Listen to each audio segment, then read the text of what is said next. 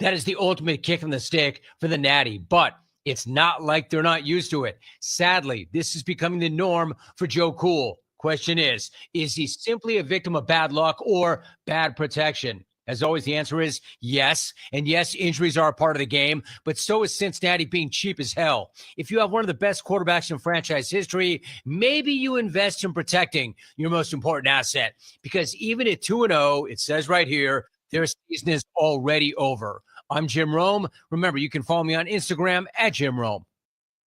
Football season is back on Prize Picks. You and I make decisions every day, but on Prize Picks, being right can get you paid. So don't miss any of the action this season with Prize Picks, where it's good to be right. Download the Prize Picks app today. Use my code ROME and get $50 in bonus credit instantly in lineups when you play $5. That's code ROME on Prize Picks to get $50 bonus credit instantly in lineups when you play $5. Win or lose, you'll get $50 bonus credit in lineups just for playing. It's guaranteed. Prize Picks, it's good to be right. You do have to be present in certain states. Visit prizepicks.com for restrictions and details.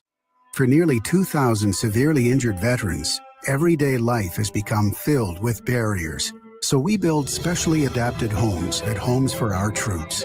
And thanks to our donors and supporters, this life-changing gift of freedom is provided mortgage-free to these veterans. But we need you to join us too in completing this important mission. Please visit usa.org and help build homes and rebuild lives.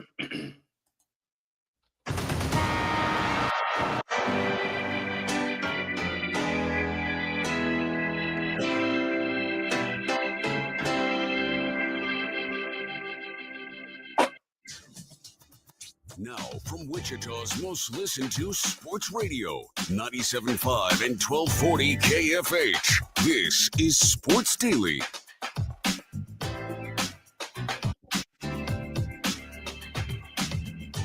All right, welcome back in, everybody, to another edition of Sports Daily. Jacob Albrock, Tommy Castor here with you. Glad to be with you live on a Tuesday.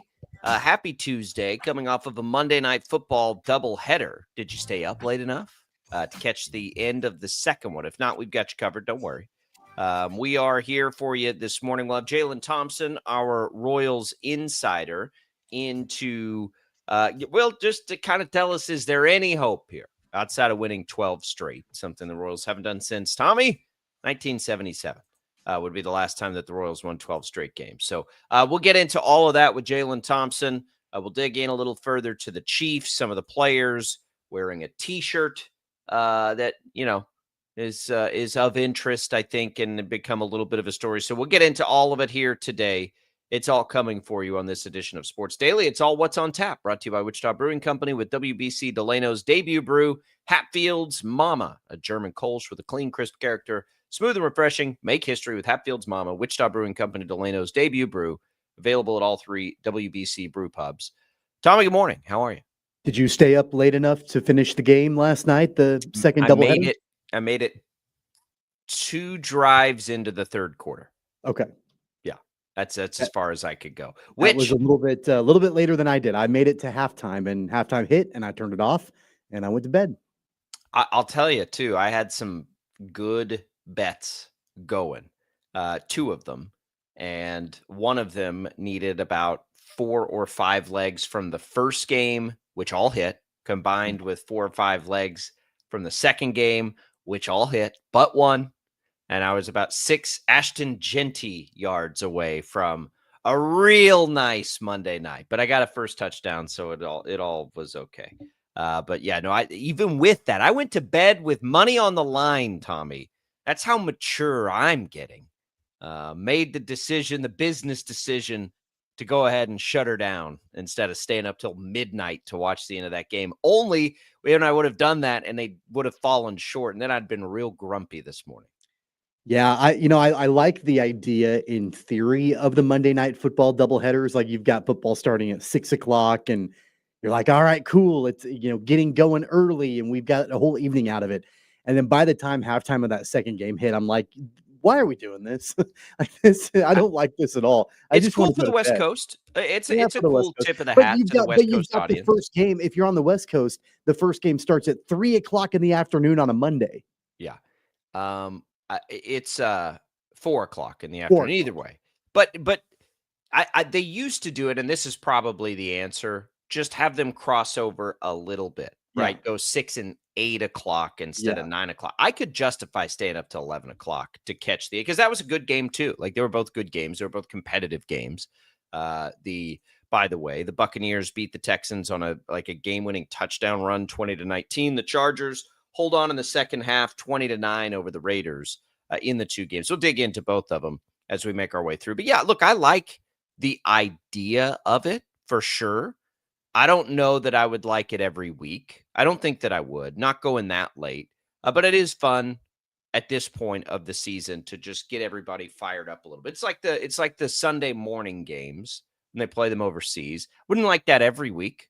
I think that'd be too much, but sprinkled in here and there, I kind of like it.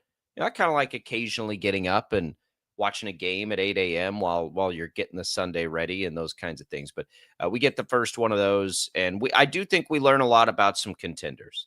I think there was a really good set of games last night that we'll dig into throughout the show here. We'll give away some HTO on the show today as well. We've got all kinds of fun stuff coming for you, and we'll take you through all of it. What you think of that first game? Just, at a bird's eye, the Bucs beating the Texans. The Bucs are kind of for real, aren't they? Like if Emeka Egbuka comes in there and is this dynamic rookie to go with all the pass catchers, they're not even healthy. They're not even close to healthy right now. At 2-0 with two pretty good wins. And I think are you really going to sit here and say the Eagles are years better than the Bucs? Or I don't know who else you'd look at in the NFC, the Rams probably, but the Packers, your Packers for sure. I don't think the Bucs are far behind anybody right now, especially if you consider they might be healthy at some point. Yeah, I think it's trendy to say, well, if only Emeka Egbuka can step in with all these other guys. He was kind of a non-factor last night. Like he was fine, but it was Mike Evans. It was the guy who's been doing it all along for the Bucs. Like he had a couple of great catches, and Baker Mayfield has really settled in to that role in Tampa. And then it was the run game. When you've got Rashard White, who just absolutely took over in the second half, there was a drive, and I was kind of in and out of the game doing kid stuff and eating dinner and bedtime and all of that. But I was watching, off and on. And one of the moments that I was locked in was when Rashard White just took the game over. And I think he had 3 or 4 runs in a row where he just bowled over tacklers and moved the sticks multiple times. And, that it's a very balanced offense for Tampa Bay, which is great. And then Todd Bowles is a defensive guy. Right. And so when you add in his expertise defensively, it's just extremely well-rounded. And they've got a little bit of an advantage, I think. It's not just that they're playing in a weaker division, but it's the fact that when you're looking at overall top contenders in that conference or even in the entire league, they just kind of fly under the radar a little bit. They do every year. With Bake too. Right. I think it's partly because of him, and I think he looks great. And Egbuka dropped what should have been another, 40, 50-yard catch, which was an incredible throw by Baker Mayfield. But they're going to get Chris Godwin back at some point. They're going to get Jalen McMillan back, who's okay. He's decent. They're going to be loaded. And those running backs, they're missing, I think, their top offensive lineman in Wirfs. He didn't play last night, I don't think. They've got a lot going for them. If they can play high-level defense, they're going to be tough. They're going to be really tough. Now, look, it's the NFL. They only won on a game-winning touchdown run, which was impressive. It was nothing lucky about it, but that was a very close game. And look, I think you tip the cap a little bit to the Texans also. I know that they are, struggling but I think, look, I thought they looked fine last night. I really did. If you're a Chiefs fan frustrated at 0-2, imagine being a Texans fan. And that's something I do want to talk about in the next segment, because as we look around the NFL right now, I think the frustration Chiefs fans are feeling, you've got to put it in perspective to what else is happening in the league. And Chiefs fans have been kind of immune to this, honestly, forever. It's the NFL, and it's always tight, and it's always hard, and it's a never an easy win kind of thing, because the Chiefs have they haven't been 0-2 in this, in this era. But when you look around at it, And every team that's out there, there aren't very many where you're like, oof, like something's going wrong or something has gone wrong. There's not a lot of looking at it and saying, all right, there's only a couple probably where like that team's looking good and they're going to be awesome this year. There just aren't very many of them. I think the Texans were a nice reminder of that. But we'll get into it on the other side. We'll get into these Monday Night Football games as we make our way through here on the program. So let's do that next. We got Jaylon Thompson coming up this hour as well. Then we'll kind of bring it back to the Chiefs. What did Andy Reid have to say yesterday? What's going on with these free 4 shirts that the Chiefs were wearing? We'll get into all of it today on Sports Daily. Don't go away. It's all Brockton Caster on a Monday.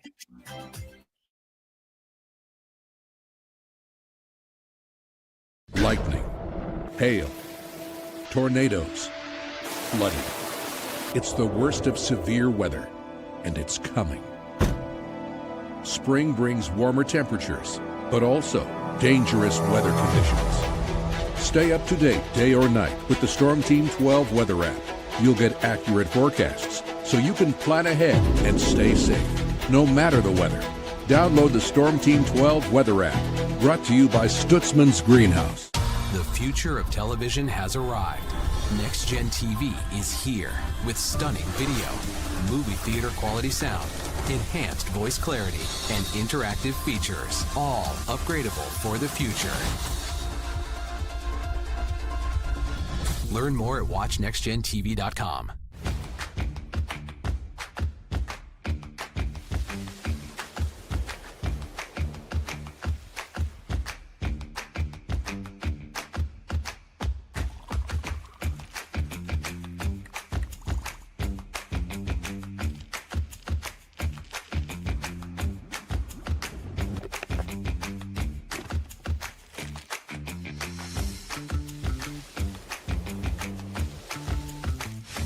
The canvas of our imagination. They tell a story. Clouds affect the events of your day.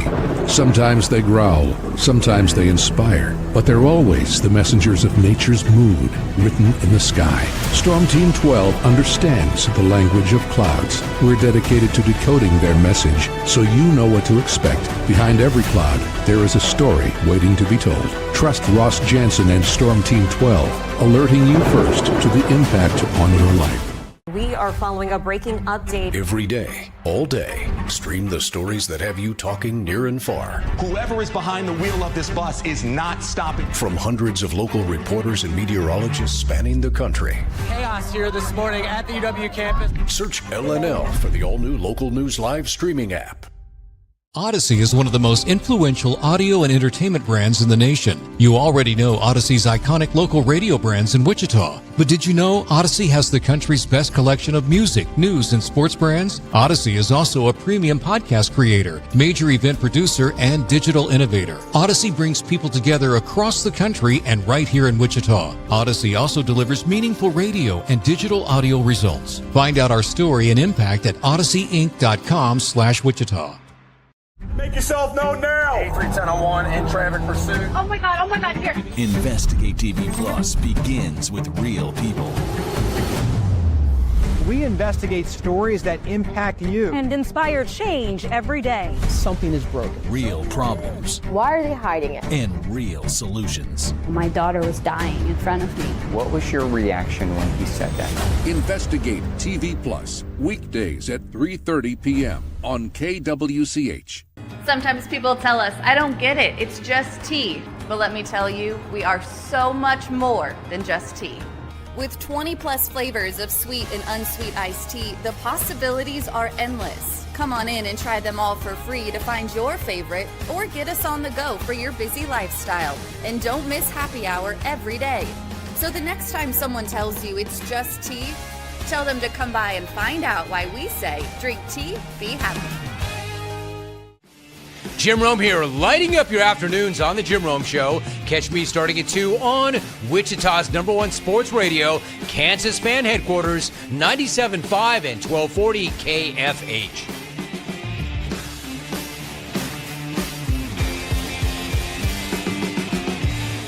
Mornings are busy. We're here to make your mornings better. We report the stories that affect you. 3 more more hospital lives from contaminated apple juice just a day after the FDA issued a recall. We're here to make your mornings better. Closing east and westbound lanes of K96 for repairs. With 12 News, you're prepared for your whole day. Scattered thunderstorms across the state into the afternoon. Stay a step ahead with 12 News this morning on KWCH and KSEW.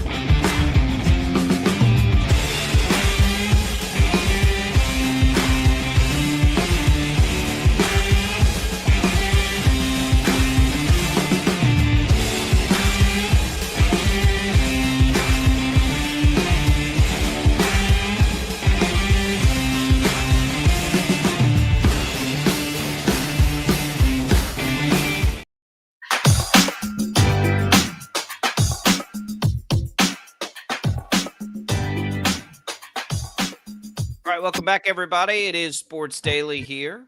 Jacob Albrock, Tommy Castor. You can't count on much. You can always count on Sundays with the NFL on CBS and Paramount Plus. Stream your local NFL game live every Sunday, all season long.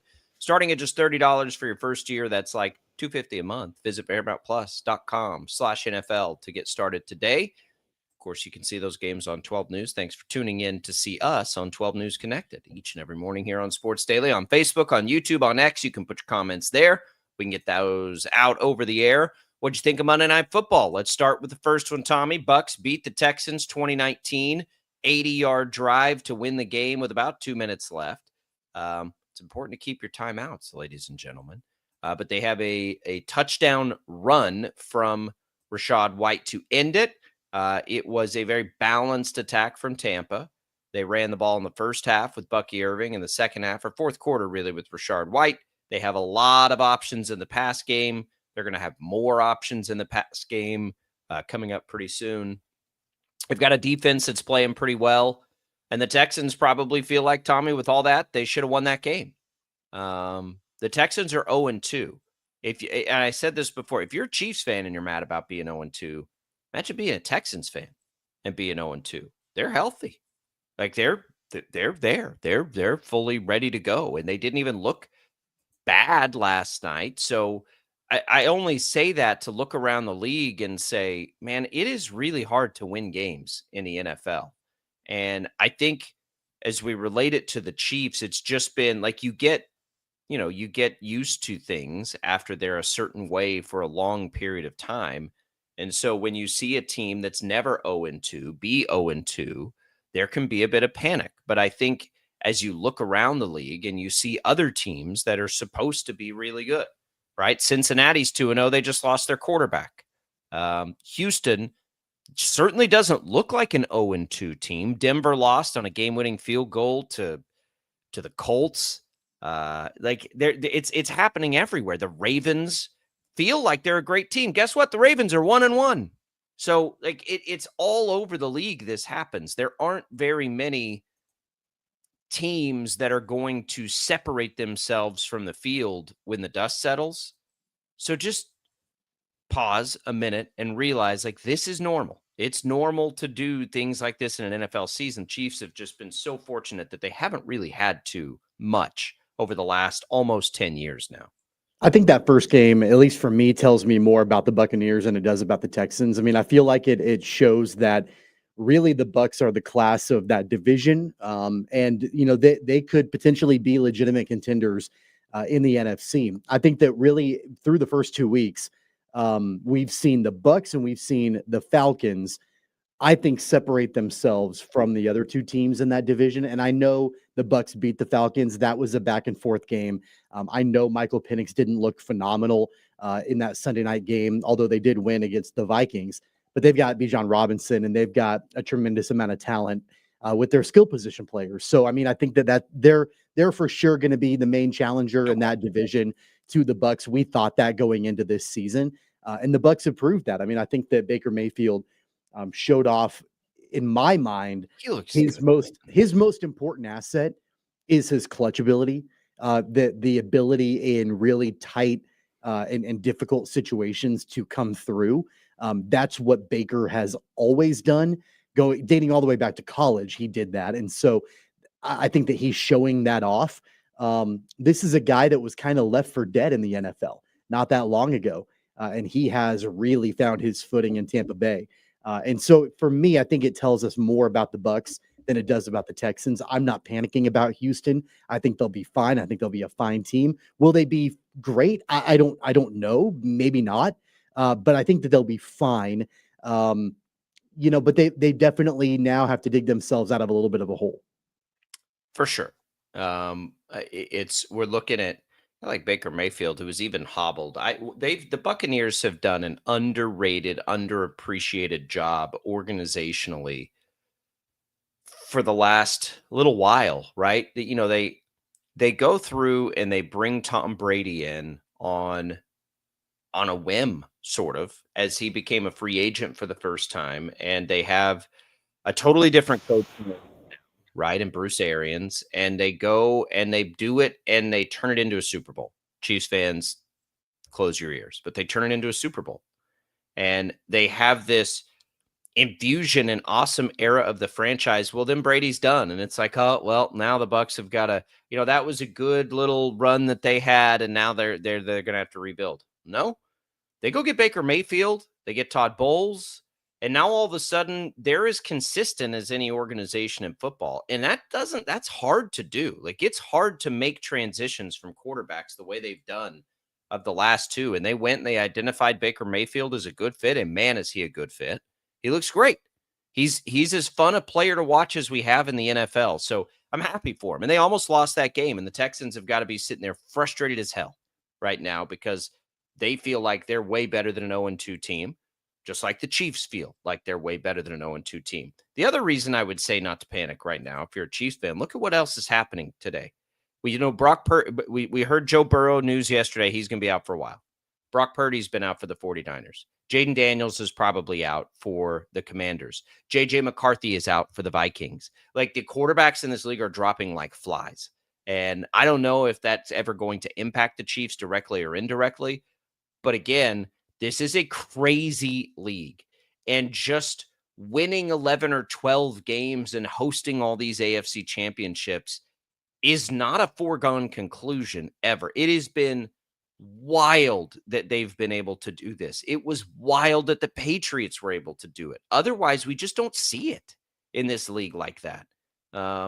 So they're going to have to work through some stuff this year, just like most teams in the NFL are going to have to work through. In the other game, Tommy, we get a Chargers team that certainly looks like they're on the ascent.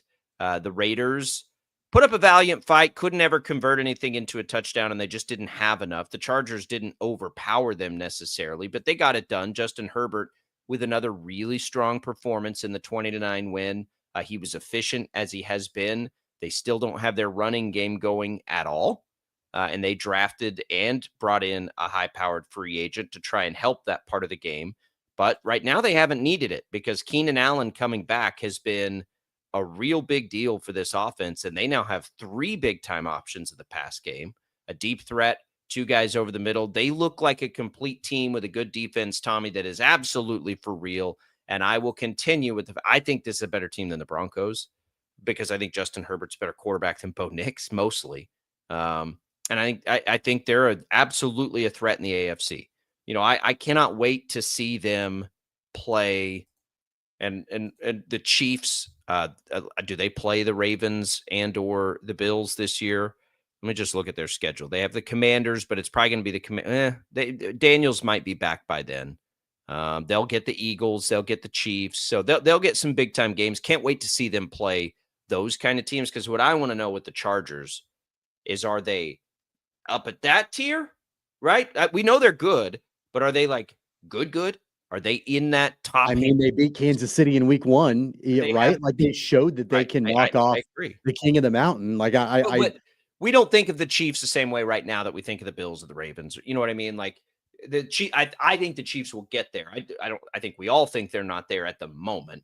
So what are could the Chargers in January go beat Buffalo? I think is like, that's what I want to know about them. I think they have the pieces where, yes, you could start to see it. I mean, they were good last year and they screwed up that playoff game. Yeah, that's what I was going to say. I think the Chargers are a team that throughout the course of the regular season could pile up wins. I think they're definitely built for that. They could easily, maybe not easily, but they could conceivably win the division. They could be the team to knock off the Chiefs and winning the AFC West. What we don't know about the Chargers and what has always been elusive for them is playoff success. And so that's where, like, I don't think you can make any kind of definitive statement about them until we actually see it. Like, you got to see it to believe it. And I'm not going to, after 2 games, say, hey, this is a team that's going to go in and win a bunch of playoff games, because they've never done that before. They've always found a way to shoot themselves in the foot, even if they do make it into the playoffs. So I'm going to pump the brakes a little bit on that, but not taking anything away from them. They look I don't disagree. They absolutely do. The other thing I will say is that you can look at that final score and you can say, man, like that was a 2-score game against the Raiders. Like maybe the Raiders aren't as far along as we think they are. Raiders are going to be fine. The Raiders are going to be their record may not indicate it at the end of the year. They may have a losing record. They may hover around 500. Who knows? But they are on the ascent. Like they're more on the ascent than like the Chargers are there. I don't think the Chargers are ascending. The Chargers are there. Like they might need to get over the hump a little bit, but the Chargers are, clearly one of the top teams. Let's call it the top third. Yeah. I think the Raiders are clearly ascending. Next year, I think will be, if they can keep the pieces together, be a team to watch out for sure. And they'll sneak up and they'll bite some people throughout the course of this season. Like if I'm Kansas City, if I'm Andy Reid, I'm keeping an eye on Pete Carroll's team a little bit. Like, man, like if we're not careful, they've got enough young pieces and Ginty and Brock Bowers. And I mean, Jacoby Myers is phenomenal. He doesn't even want to be there. Like once you get past all of that, they're a really good team. And I think that they're going to surprise some people this season.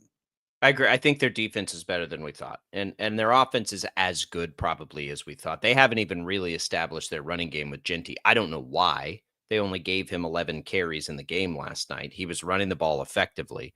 I don't think the formula for them is to throw the ball 43 times with Geno and only hand the ball to Ginty 11 times. They need a minute to get that balance figured out. But when they do, yeah, they're going to play a lot of close games.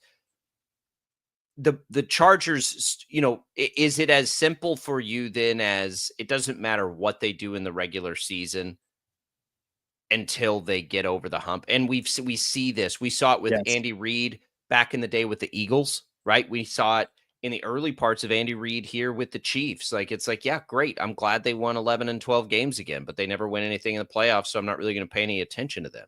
And I think that's totally fair, by the way. I think when you get to the Chargers, what gets really interesting about it is it was such a fluky bad game that they played in the playoffs last year, where you have a quarterback who basically doesn't throw any interceptions the entire season. And what did he throw in that game? 5? 4, 5. Yeah, it was. So, and it's really like, for me with the Chargers, boy, I trust their coach now. And I do trust their quarterback. I think Herbert's really good. I think I've made that pretty clear. He had a really bad game last year in the playoffs, but yeah, it is fair to say, okay, like we'll talk to you in January. Like, I think we can put the Chargers there, right? Like, all right, well, let's talk in January. We'll see what you do in the playoffs. You're going to be there. It's not just that, but there's also a history, and this even, I mean, as we all know, predates Jim Harbaugh, but there's a history of the Chargers falling flat even before the playoffs, like critical games where they could clinch or they need it to, like, and then they just can't get it done. And so it might not even be, for me at least, we'll talk to you in January. It might be we'll talk to you in late December. Like if there's a situation where you've got the Chargers and let's say the Chiefs neck and neck right there for the division, and we've got a week or two left in the regular season, and they're tied or a game apart or whatever, who are you taking in that? You're probably taking the Chiefs. Like that there's a body of work of the Chiefs being able to get that sort of thing done where the Chargers don't. Like I don't want to be negative about their talent, their abilities, their skills, all of that, because it's there. They've proven it during 2 weeks. They're extremely talented. It's just going to be a matter of, are they able to get it done when it matters the most? Khalil Mack left the game with injury. I just shuddered because I was checking on his status and saw it again. It was gross. But they'll probably put a brace on it. He'll probably be okay. Yeah, look, they're very good. They've got a good coach. They've got a lot of history to overcome. But it happens for teams at some point. The Chiefs had the same thing. I mean, we could say the same thing about the Bills, right? We don't. We could say the same about the Ravens. We don't, because the Chiefs have been in their way. And that's, I mean, the Chiefs just get there every year. And so there are a lot of good teams that are going to have to overcome that this year. My thing is right now, like if I watch the Chargers, I just keep trying to think of it in the context of, can they beat the Bills? Can they beat the Ravens in the playoffs? And I'm not there yet. And I really like the players that they have. I like their coach, but I'm not there yet. Like I watched the Ravens play, and to me, that's the team I picked to win the Super Bowl this year. I don't think anybody's looked better than the Ravens, and I know the Bills beat them, but the Ravens beat themselves in a lot of ways. Those two teams seem to be the two teams for me at the top right now. I'm not sure anybody else is with them for me, and that includes Philadelphia at this point too. Like, to me, it's those two teams and everybody else at the moment. But we saw two last night get wins that would like a word, right? The Buccaneers, the Chargers would like a word in that conversation, that they belong up there. And they're certainly off to good starts.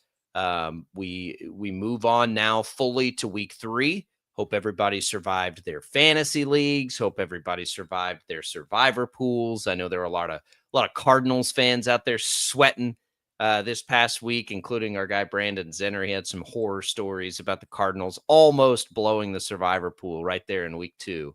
The guillotine leagues are getting popular now. We're in one. I needed Justin Herbert to have a good game last night, and he did, and everything was fine. But I was on the verge of getting eliminated in our guillotine league, and luckily that did not happen. That's the way I was in the first week. And then in another guillotine league, I did go down in the first week. And then this week, that team that went down scored the most points out of anybody. I love it so much. Like, football is such a great distraction from everything else happening. Like, there's always something you can, between all these, contests and the bets and all the fun you can have with it. It does like lift my spirits this time of year. It's great. You and I are in a league that with some local people that we go and we draft in person and all of that. I won my matchup last week, and it's a 2 quarterback league. I started Joe Burrow. I started Russell Wilson and Mac Jones. Those are my 2 quarterbacks that I won. I won with Russell Wilson and Mac Jones.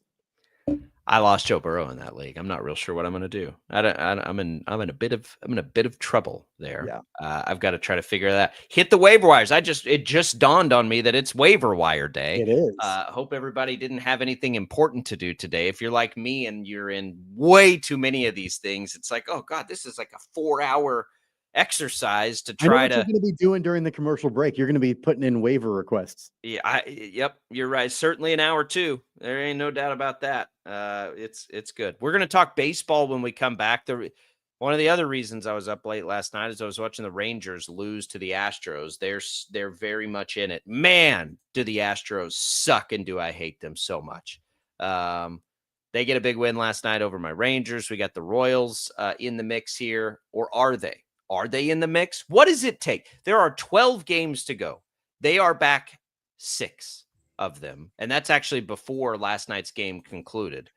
So do they have any chance here? Do they have a shot at all with 12 games to go, now sitting actually 6.5 games back? We'll talk to Jaylon Thompson, our Royals insider, about that next on Sports Daily.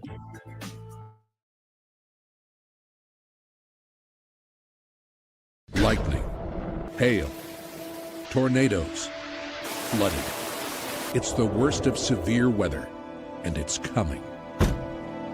Spring brings warmer temperatures, but also dangerous weather conditions. Stay up to date day or night with the Storm Team 12 weather app. You'll get accurate forecasts, so you can plan ahead and stay safe, no matter the weather.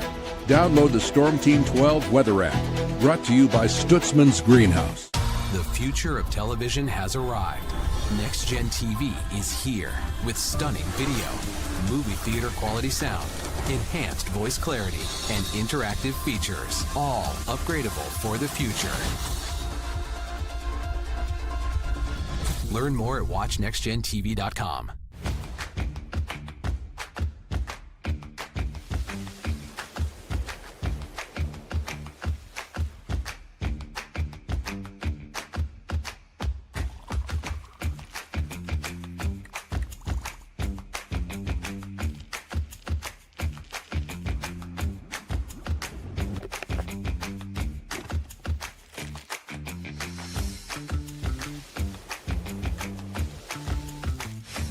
Canvas of our imagination. They tell a story. Clouds affect the events of your day.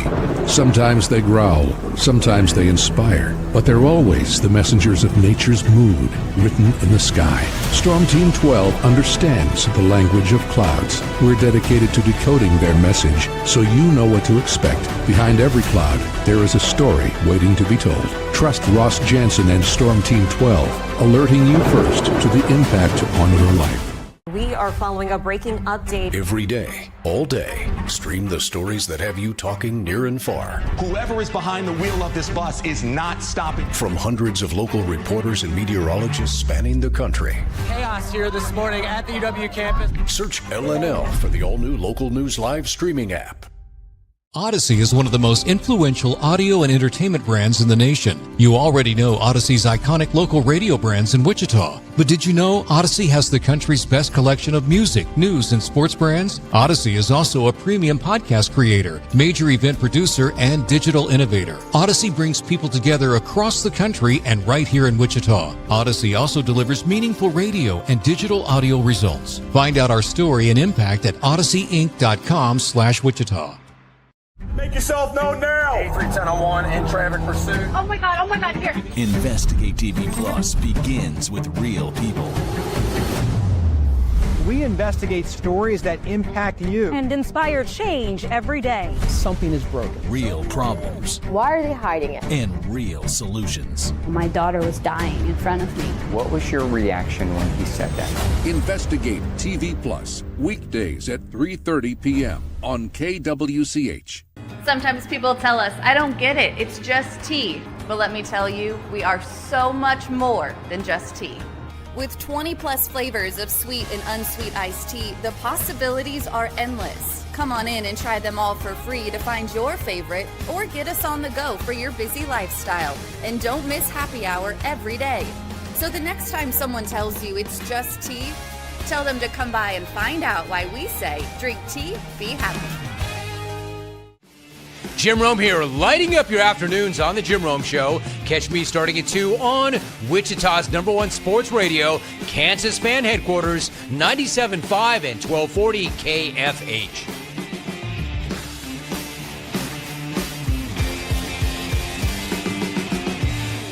Mornings are busy. We're here to make your mornings better. We report the stories that affect you. 3 more hospital lies from contaminated apple juice just a day after the FDA issued a recall. We're here to make your mornings better. Closing east and westbound lanes of K96 for repairs. With 12 News, you're prepared for your whole day. Scattered thunderstorms across the state into the afternoon. Stay a step ahead with 12 News this morning on KWCH and KSCW.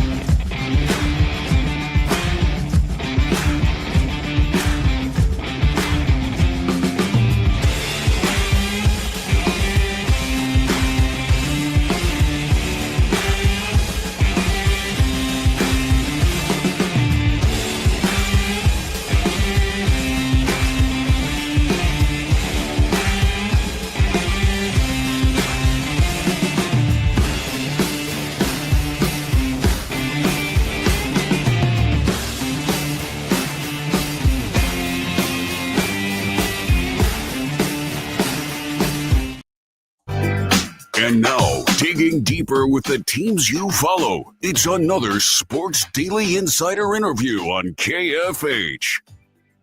And welcome back into Sports Daily, everybody. Thanks to Prairie Fire Coffee for keeping us fired up and fueled up each and every morning here on KFH. We bring in Jaylon Thompson, Kansas City Star, Royals reporter. You can follow him on X at Jaylon Thompson.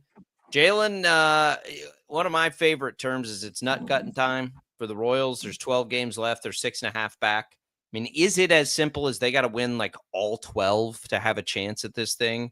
They're behind. They're behind right now 3 teams essentially for a playoff spot. They've got to make up ground on all of them. It's going to take a miracle. Yeah, you're going to need Tom Cruise Mission Impossible, come out of nowhere type of savior to get this thing done. They pretty much have to win all 12 games. Everyone has said that in that clubhouse. They know that they can't lose pretty much anymore. You got an outside chance if you did win and go on a super crazy hot winning streak. Remember, they've done this before earlier this season where they went to, I believe, New York and then Detroit. They lost all those games. And in that last game in Detroit, they beat Target School. And then they went on a little run when they came back home. I'm not saying that they can do that here with both the Mariners and the Blue Jays, but the Royals always play well when they're at home against those teams that are fighting for something. And if you can get through this stretch and let's say you somehow miraculously take 5 out of 6 and you're sitting at 3 games back with that last week of the season, I mean, that's not impossible, but it's kind of impossible. Yeah, I mean, Jaylon, I think we all knew that, the Royals going to Philly was going to be a really tough task for them, a really tall task, taking on a Philadelphia team that just clinched their division last night. They're a really solid ball club. But really, I think it goes back to them playing in Cleveland and last week and the way that series panned out. You've got a disappointing road trip from start to finish for the Royals. What's the vibe like from what you can tell with this team now coming back home with their final homestand looming? I think from just being in that clubhouse after Sunday's game, they still have belief that they can make the playoffs. They should, because until you're mathematically out of it, you should always believe you have a chance to make the playoffs, right? So, but before that game against Philly, it was kind of down. Like you said, the games in Cleveland, you dropped 2 games that you should have won. You should have taken 3 out of 4 in Cleveland, but you didn't. And then in Philly, you had a game or 2 that you might have could have pulled out if you had enough offense. But that Sunday game, as that offense came together, you see with Salvi Dale, I'm sure we talked about that later, Jack Caglione, they feel like if they can just come home and have a hot homestand, that they're still in this thing. I don't know if that can be done, but if you come out and you beat the Seattle Mariners this week, today, starting today, and then you take 2 out of 3 against the Blue Jays, can we say that they still are in it? We don't know. All they can do is control what they can control, which was everyone has been saying, and that's just win their game and let the rest fall where it may. We have to consider at the moment that Texas and Houston will beat each other. Yes. So they will gain ground with wins on one of them and not the other. Obviously, if they beat Seattle, they will be gaining ground on a team that they need to chase. So, yeah, I mean, this is the week where it gets really important. And this is the week where they play the really tough games, unfortunately. Something that's interesting about this week in this series against Seattle specifically is we expect it to mean the return of Michael Wacha and Cole Reagans to the rotation, both expected to pitch this week in this series. Exactly. Yes. Michael Wacha will be pitching today. He's coming back from the concussion injured list. He'll be out there. Cole Reagans is expected to pitch on Wednesday, and Thursday is TBA. So that could either be Seth Lugo, or they could, figure out where they want to go with whichever starter that they will have available. Maybe it's a Noah Cameron, or It just depends on what they want to do, right? But the first 2 days will be Waka and it will be Cole Reagans. And like they said, to get their horses back for the final run of the season, they were really excited about having all three of those guys potentially come back during this homestand. That's another thing you have to throw in there. If you're looking at the impossible playoff run, you're getting your three starters back. And if they are who they are and you can get some runs together, you could sneak a nice winning streak together when you really need the most. Like you said, Jacob, I think this week is the big week because if you can go, like I said, 5 out of 6 this week, and then you sweep the last week against the Angels and the Athletics, now you won 11 out of 12. And does that get you close? Who knows? I think regardless, Jaylon, of whether or not the Royals actually make the playoffs or not, one of the major takeaways from the last couple weeks, and you wrote about this in one of your articles, has been this most recent stint in the majors for Jack Caglione and how patient he's been at the plate, his plate discipline, working counts, not swinging at balls out of the zone. He hit a home run the other night. What do you think? Where do you think his growth is right now? And, I would imagine this is something that the Royals hope can continue into next season and beyond. Yeah, Tommy, I think you hit it right on the head right there. With Jack Caglione, the most important thing that you've seen out of him is he can take instruction and he'll go and he'll work on it. And when he was hurt and he went on his rehab assignment in AAA, they said, we need you to have better pitch selection, better swing selections, work the counts more. And then you'll be able to reap the success because you're allowing the pitcher to pitch into your zone instead of just trying to hit it wherever the pitcher wants it to be thrown, right? So you've seen that really on Sunday against the Philadelphia Phillies, where he works the count, he gets into a hitter's position, then he hits a 2-run homer.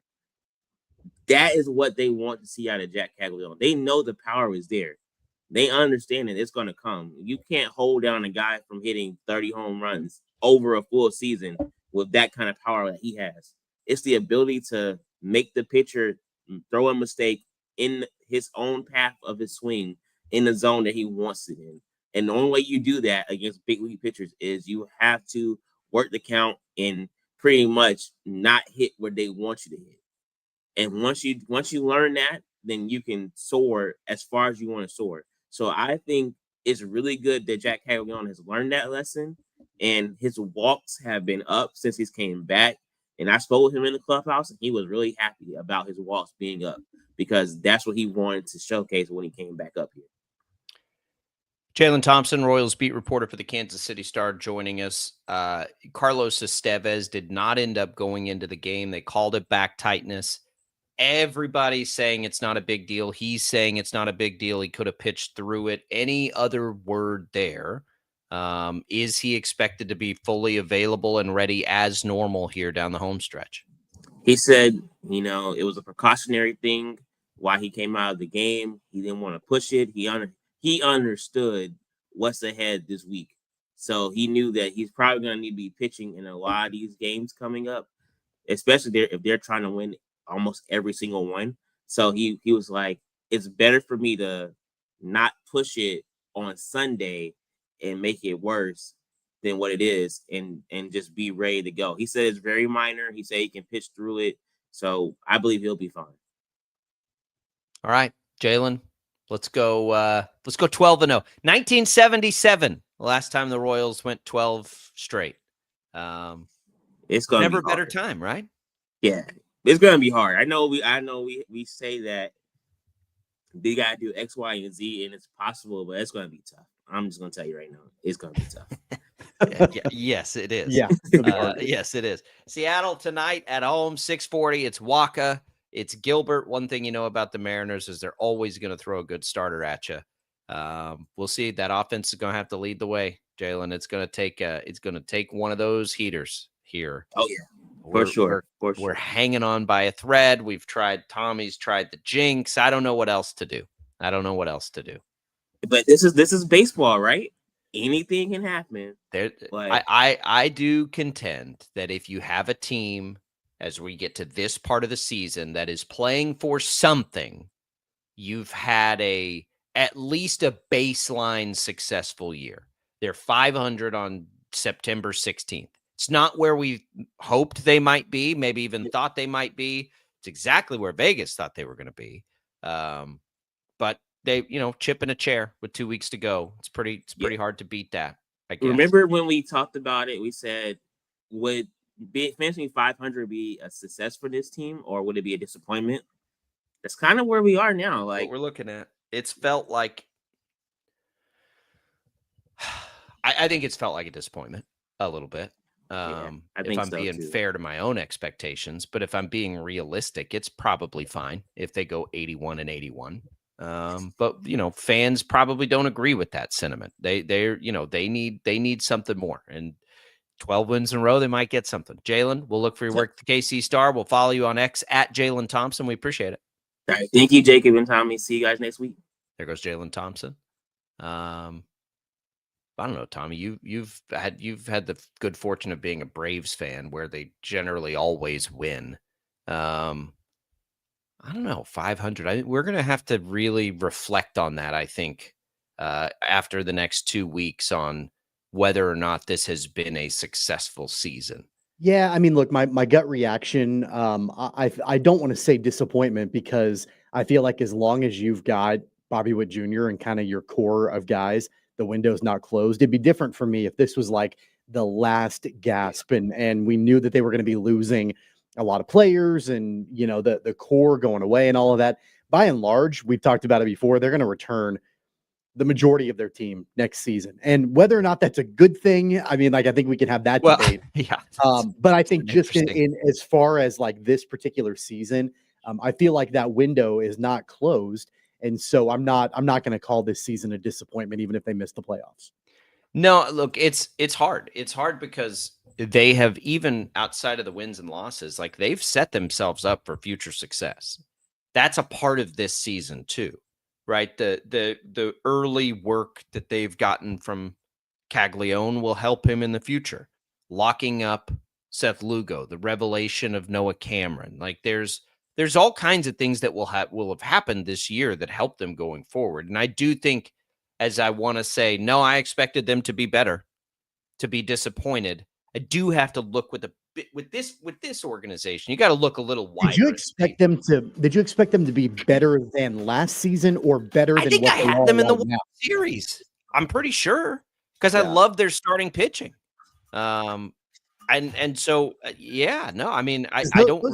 Those are two different things, like better than last season or better than what they are right now. I expected them to be better than last season. Okay. 100%. Yes. Things have happened over the course of this season that derail that. Cole Reagans hadn't pitched in forever. So like I think we have to readjust that, but that we'll dig deep into that. But let's see if they can win 12 in a row first, and maybe we won't have to. We'll come back. We got another hour of Sports Daily. Don't go away.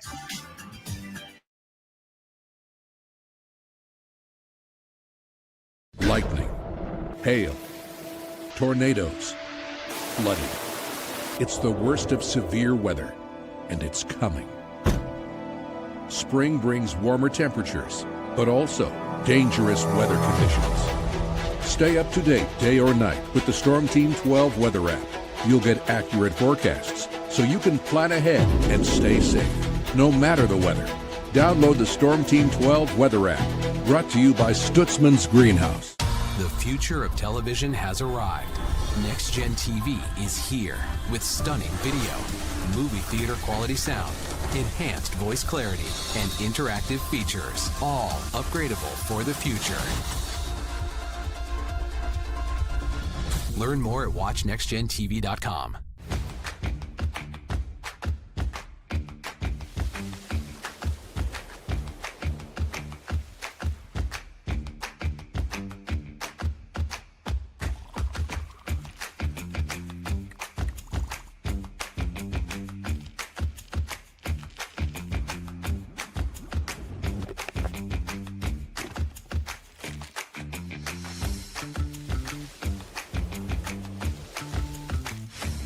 Canvas of our imagination. They tell a story. Clouds affect the events of your day.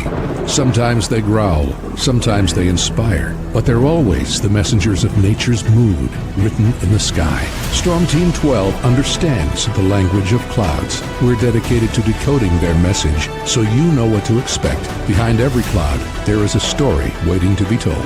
Trust Ross Jansen and Storm Team 12, alerting you first to the impact on your life. We are following a breaking update. Every day, all day, stream the stories that have you talking near and far. Whoever is behind the wheel of this bus is not stopping. From hundreds of local reporters and meteorologists spanning the country. Chaos here this morning at the UW campus. Search LNL for the all-new Local News Live streaming app. Odyssey is one of the most influential audio and entertainment brands in the nation. You already know Odyssey's iconic local radio brands in Wichita. But did you know Odyssey has the country's best collection of music, news, and sports brands? Odyssey is also a premium podcast creator, major event producer, and digital innovator. Odyssey brings people together across the country and right here in Wichita. Odyssey also delivers meaningful radio and digital audio results. Find out our story and impact at odysseyinc.com/Wichita. Make yourself known now. 310-1 in traffic pursuit. Oh my God, here. Investigate TV Plus begins with real people. We investigate stories that impact you. And inspire change every day. Something is broken. Real problems. Why are they hiding it? And real solutions. My daughter was dying in front of me. What was your reaction when he said that? Investigate TV Plus, weekdays at 3:30 p.m. on KWCH. Sometimes people tell us, I don't get it, it's just tea. But let me tell you, we are so much more than just tea. With 20 plus flavors of sweet and unsweet iced tea, the possibilities are endless. Come on in and try them all for free to find your favorite or get us on the go for your busy lifestyle. And don't miss happy hour every day. So the next time someone tells you it's just tea, tell them to come by and find out why we say drink tea, be happy. Jim Rome here, lighting up your afternoons on The Jim Rome Show. Catch me starting at 2 on Wichita's #1 sports radio, Kansas fan headquarters, 97.5 and 1240 KFH.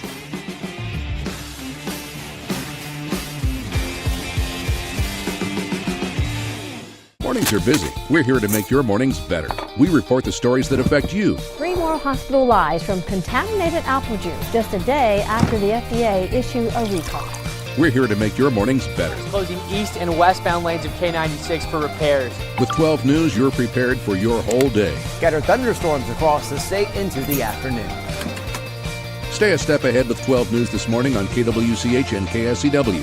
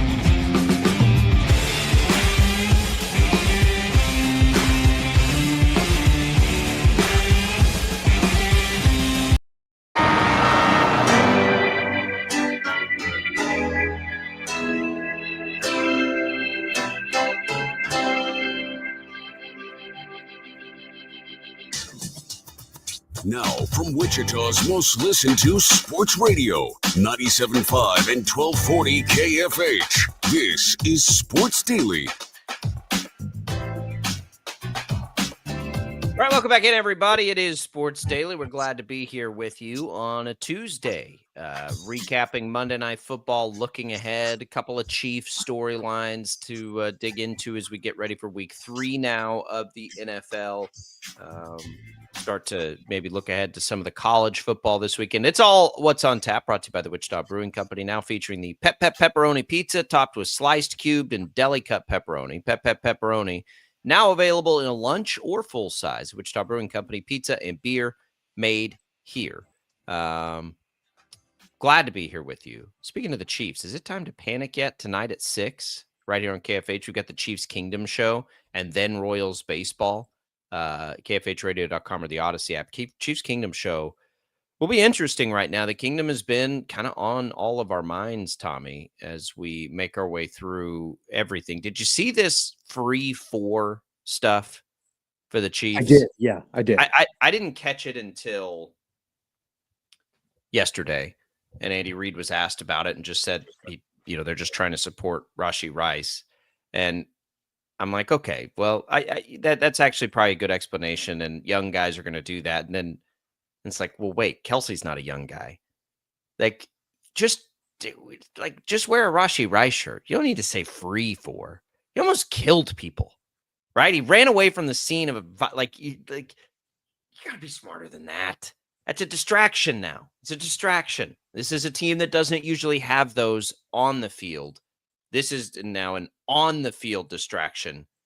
You got to step in and be like, yo, dude, let's not say free 4 he did something really bad. He still has to go to jail for this. Let's just wear a shirt that says Rashee Rice because we like the dude and we're fans of his and he's learned from it and everything else.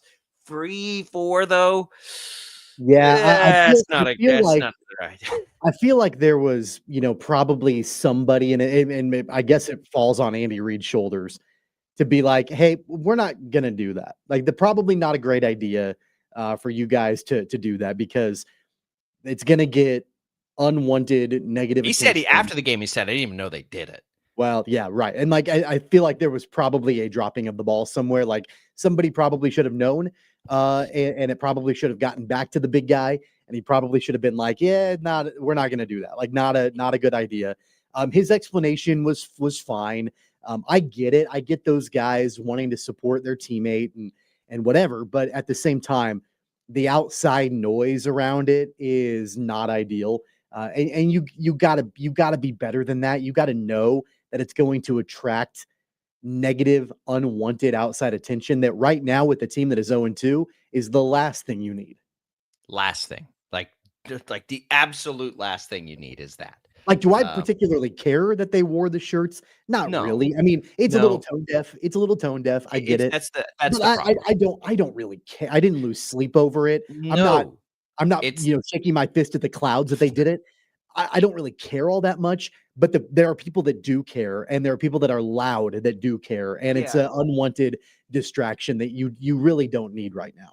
Typically, they don't do that, and they're also not at a time where you want to deal with it, right? If they're 2-0 and everything's going fine, you probably don't worry too much about it. But yeah, look, I don't think anybody is wearing that shirt and saying it's okay to cause major wrecks on a Dallas highway and almost kill people. No. And I don't I think I think Andy Reid is correct. They really are just trying to support their guy.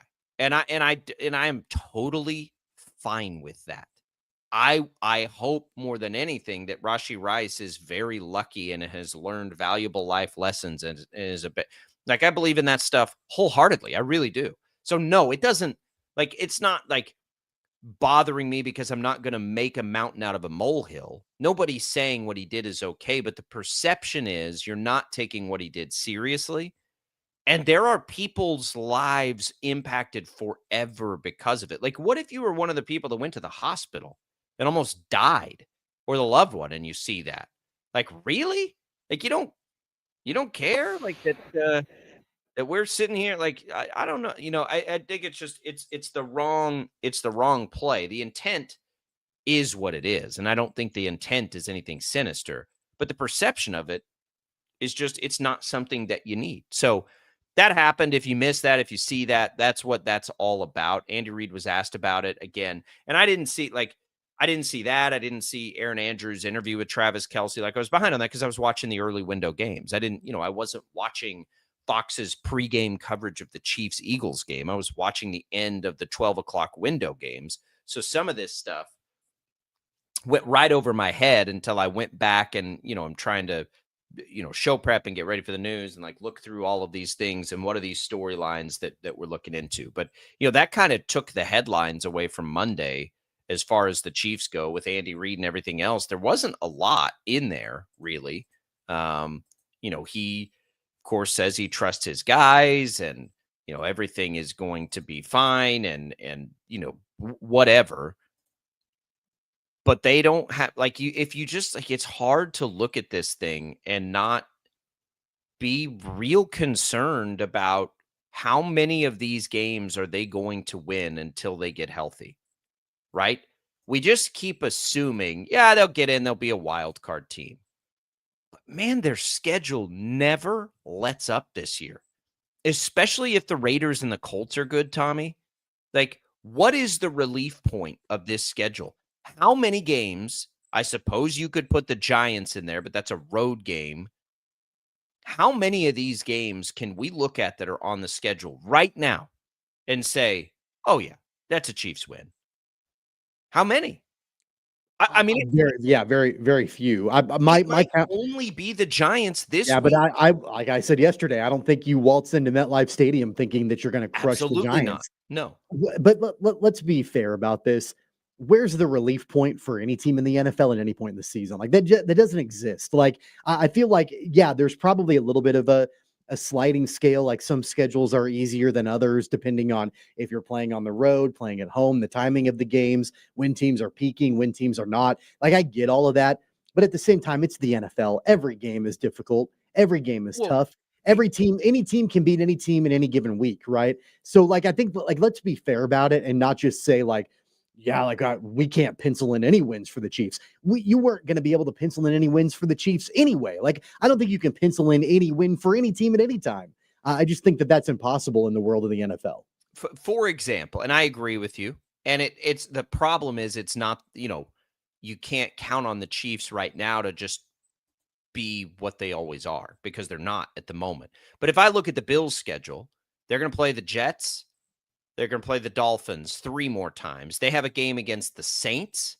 They have New England in their division, right?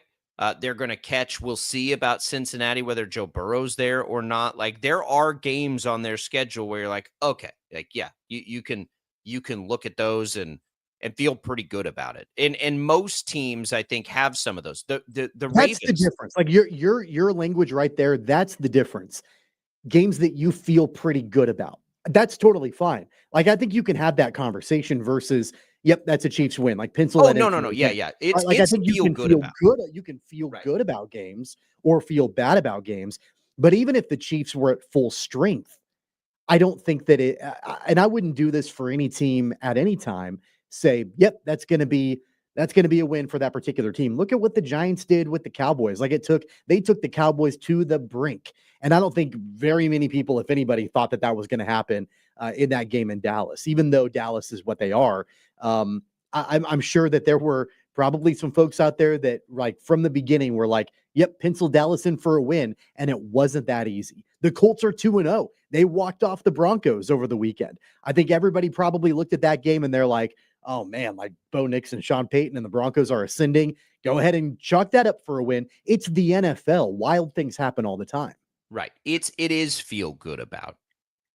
There aren't like, look at the schedule right now and look at what we know the Chiefs are dealing with, right? Like it's not like perceived anything. We know they're not going to have Rice for 4 more weeks. We know that Worthy is going to play with a brace probably the rest of the year. We know that they don't appear like a juggernaut running offense anyway. Like we know all these things. We know Kelsey's a year older. We know all of these things. So if we look at the schedule now, that's what I mean. Like how many do you even feel good about? Yeah. I mean, I would say that once you get to the end of October, you get to that Monday night game against the Commanders. There's probably 3 games out of that stretch that I feel pretty good about. I feel good about the game this weekend in New York. I think the Chiefs will win that game. I don't think it's going to be a cakewalk for them, but I think they'll win that game. I feel pretty good about the Chiefs on the road in Jacksonville. The Jaguars, I think, are better than what they were, but I still feel pretty good about that particular game. And I feel good about the Chiefs at home against the Raiders. Like those 3 games, I feel pretty solid about. I think there's a pretty solid possibility that by the time we get to that Monday night game with the Commanders, and at that point, Rashee Rice will be back. But I think there's a pretty solid potential that they'll be 3-4 going into that game. Yeah, I think so. It's just the point of all of it for me is none of them will be easy. They're going to beat teams that right now we perceive are probably better than them. They may lose one or two that's not the case, and the opposite is true. We'll dig in, of course, to all of it. We'll have more on the Giants game. We can take early looks at the Giants game, and then what in the world is going on with quarterbacks in the NFL right now? Stick around. We got more Sports Daily coming your way.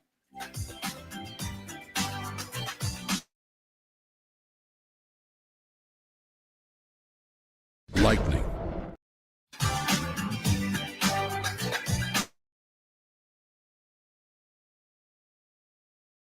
Lightning, hail, tornadoes, flooding. It's the worst of severe weather, and it's coming. Spring brings warmer temperatures, but also dangerous weather conditions. Stay up to date day or night with the Storm Team 12 weather app.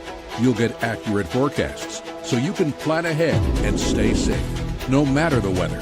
Download the Storm Team 12 weather app, brought to you by Stutzman's Greenhouse. The future of television has arrived. Next Gen TV is here with stunning video, movie theater quality sound, enhanced voice clarity, and interactive features, all upgradable for the future. Learn more at watchnextgentv.com.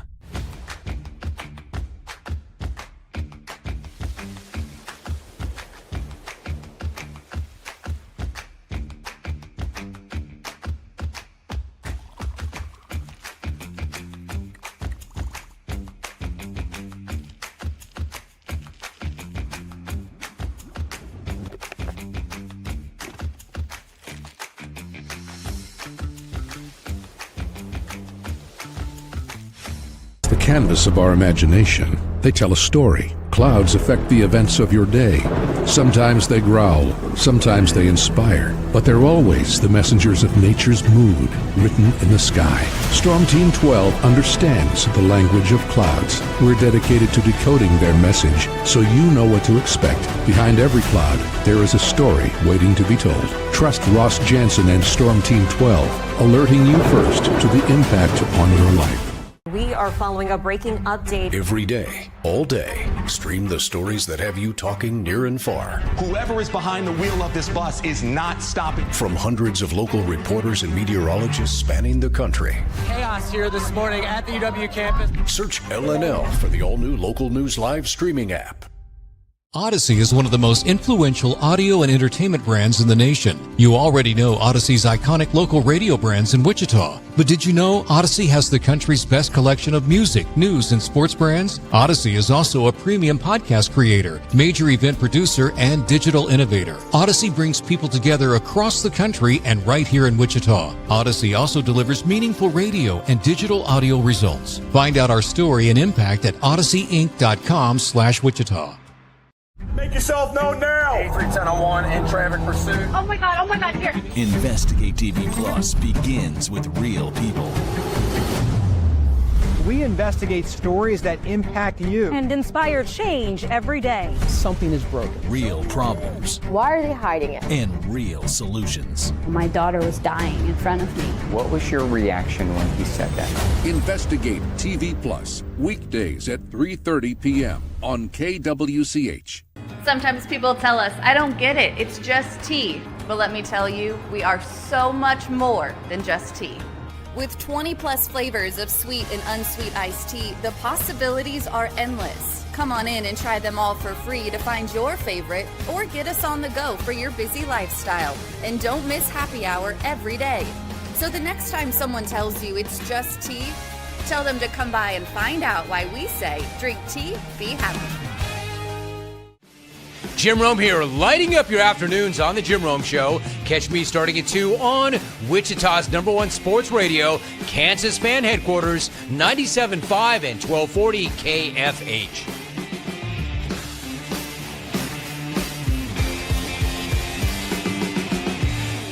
Mornings are busy. We're here to make your mornings better. We report the stories that affect you. 3 more hospital lies from contaminated apple juice just a day after the FDA issued a recall. We're here to make your mornings better. Closing east and westbound lanes of K96 for repairs. With 12 News, you're prepared for your whole day. Scattered thunderstorms across the state into the afternoon. Stay a step ahead with 12 News this morning on KWCH and KSCW.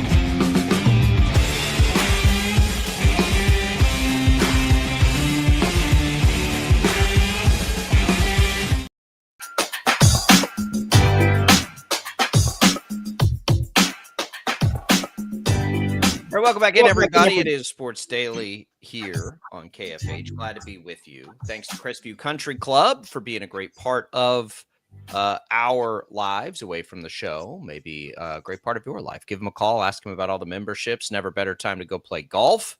The weather has been ideal. The course is in great condition, of course, with all this rain and all the trees are cleared from the crazy summer storms. Give Crestview a call. Tell them we sent you. Ask about all the different kinds of memberships that they have available. Tommy, we look around and look, we've kind of danced around this a little bit today with all the things we've talked about. The Chiefs is like their road is going to be a difficult one this year. But man, there are a lot of difficult roads right now that teams are looking at, most notably through injuries to starting quarterbacks. I know we always have injuries in the NFL. Man, I don't remember having this many quarterback injuries in week 3. Like we have a ton of them in the NFL right now. It's just like one after the other this week where it's like, who is going to start these games? We're going to see Carson Wentz and Jake Browning and Marcus Mariota. What is this, 2019? Like, what are we doing here? It's funny. Have you seen all the conspiracy theorists on social media about Carson Wentz and JJ McCarthy and the whole situation with the Vikings? So apparently, and I'll admit, I didn't watch the very end of the Vikings-Falcons game. I went to bed with a couple minutes left, but I guess the final drive for the Vikings, there was at least one play in particular where McCarthy ran the ball and looked perfectly fine. Like he didn't look injured at all in the game. And then all of a sudden there's this, like, he's got a knee sprain. He's going to be out for 2 to 4 weeks. And there are some conspiracy theorists out there that think that he's not really injured and that they're trying to have him save face a little bit and bring Carson Wentz in to give McCarthy a little bit more time to get accustomed to playing in the NFL. I have no idea how accurate that is, if there's even a shred of truth to that. But it is kind of interesting because, if you go back and you watch the way he played, like he was running the ball like crazy, and it never looked like he had any kind of injury at all. Yeah, I wonder, too, if people are misremembering what Carson Wentz is and has been for a long time, which is not a whole lot better than what we've seen out of JJ McCarthy, to be perfectly honest. I don't know. That would be bizarre. I think it's probably more of a young guy just didn't even fully understand he had a high ankle sprain. Maybe I would be stunned if they were going to those levels to make sure they get Carson Wentz in there. I don't know. Hey, look, I'm not pushing this narrative. I'm not pushing this theory. I'm just saying I've seen it floating around out there a lot. That maybe he's not actually injured and that it's the Vikings trying to protect his feelings a little bit. Some people say the planet is flat. Some people have really good evidence to support it. I'm not saying that it is, but some people are saying, no, it's one of those things. Look, I don't know. That would be a really bad sign for the Vikings if that is true. That would be much worse, I think, than if his ankle was actually sprained. Like if they have that little confidence in their rookie quarterback after 8 quarters of football that they feel like they need to go to Carson Wentz to save their season. That would be something, certainly. Jaden Daniels could be out. We know Brock Purdy is out. We know Joe Burrow is out. Like there's another one that we learned yesterday too. It's just it's dicey, and I say this all the time. I want good quarterback play for every single team in football. I do not like watching NFL football when quarterbacks are bad. It's not as fun. How do you feel about, because isn't it Vikings and Bengals this weekend? So won't we have Carson Wentz and Jake Browning facing off against each other? I feel like we dodged a bullet that's not a primetime game. That's not a primetime game, is it? I don't think it is. That's what would normally happen. Like these things happen, and that game would be destined to be played on Thursday night, right? You'd get that kind of matchup for Thursday. Yeah, night. no, it's a noon matchup. Yeah, Bengals on the road in Minnesota. So we can all just ignore it. Is what we can do, which is greatly appreciated. What are the primetime? Dolphins, Bills. Why? How are we going to get Dolphins? Bills? What's wrong with Dolphins Bills? You don't like that? The fact that the Bills might beat them by 30. I like it because there's a whole heck of a lot of drama. Like obviously the Bills look really good, but I mean like things are falling apart quickly for Miami, and it's kind of like watching a car crash. Like you don't want to look away. Michael is probably coaching for his life, and people are calling for him to get fired. And I saw odds yesterday on what college program is most likely to have Mike McDaniel be their offensive coordinator next season. So like things are not good right now in Miami. So I kind of want to watch that game just because it's kind of like a car crash. I saw one of the sarcastic sites have the meme of McCarthy vows to have his post-game comedy routine tightened up by week 4. McDaniel. Yeah, McDaniel. Did you watch that press conference? We didn't even talk about it. Did you watch that press conference? I'm not kidding. Absolutely not. I thought that it was fake. I thought it was AI generated and not really his quote. It actually was his quote. He said, I mean, and I'm paraphrasing here because I don't have it verbatim, but he said something to the effect of, you know, if you want to win the game, you got to win the game. You can't lose it. Great. Thanks, Mike. That very, very insightful commentary from you. Yeah. What's he supposed to say? Like, I've never been a believer in his, not because of like anything against him personally or whatever. And I would imagine he is a good offensive coach and all these things, but because like that vibe never works for a head coach in the NFL. Like there has to be at least a little bit of like tough guy vibe, or you have to be a former player or something like the non-former NFL player that tries to be Joe Cool in there and like relate to the guys and be like, who is the last one? Probably like Cliff Kingsbury. I mean, I know he was Kingsbury a little bit, and I'm a huge Cliff Kingsbury fan. Yep.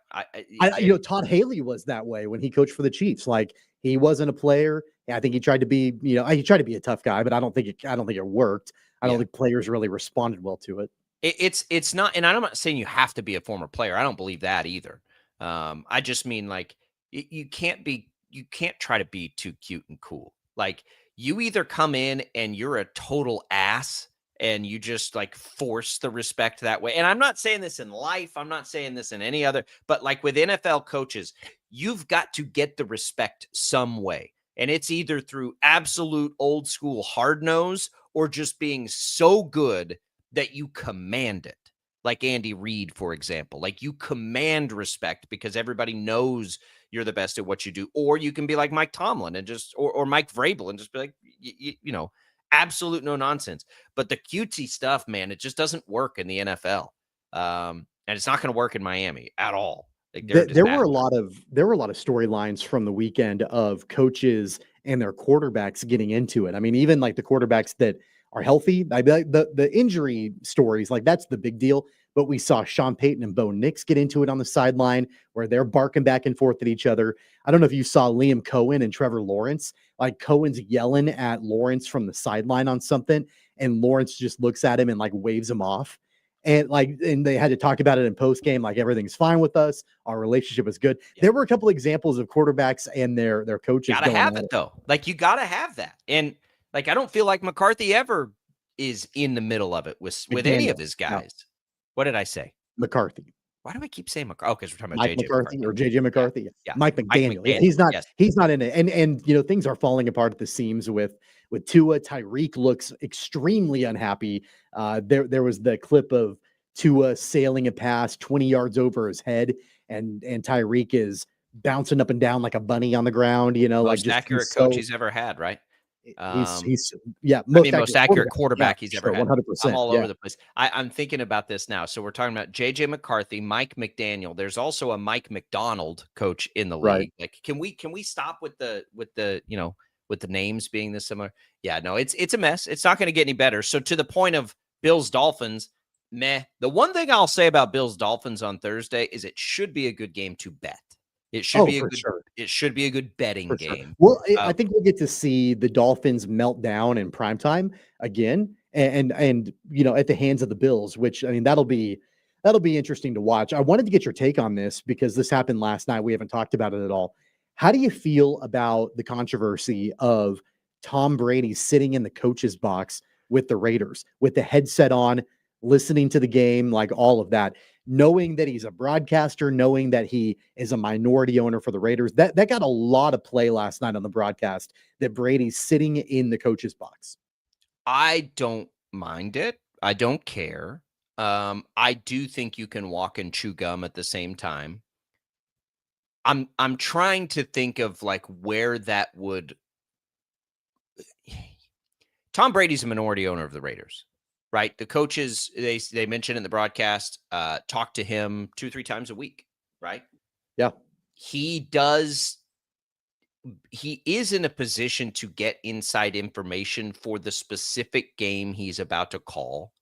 So, like, unless he's calling a Raiders game and going into those prep interviews as a broadcaster, but he's already, if I understand it correctly, pretty restricted Not anymore. in those interviews. He was last year. The NFL loosened up the restrictions a lot. So like last year, he couldn't be in production meetings. And he can be in production meetings now this year. So he's sitting down with the other coaches, with the other teams leading up to these broadcasts. I've never been in one of those at this level. I don't imagine that they're going to give anything that has anything more than the game they're about to play. I think at some point Brady's going to have to make a decision. Look, walking away, was he getting paid $40-50 million a year to do those games? Like, that's pretty hard to walk away from. I think his heart is not there. Ultimately, his heart will be in ownership, I would imagine. So he's going to have to make a call at some point. It's the Raiders and the Chargers. I don't think he has any of their games coming up. Doesn't really bother me. I don't know. I'll tell you, like, where if this is the way it's going to be, and it sounds like it is, you know what? Like, this is the situation that the NFL and Fox and Brady and the Raiders, they've all put themselves in this situation. I'll tell you right now, if I'm an opposing coach for whatever team, I'm going to keep it pretty close to my vest when I'm talking to Tom Brady. I'm going to be very, very careful on what I share with him.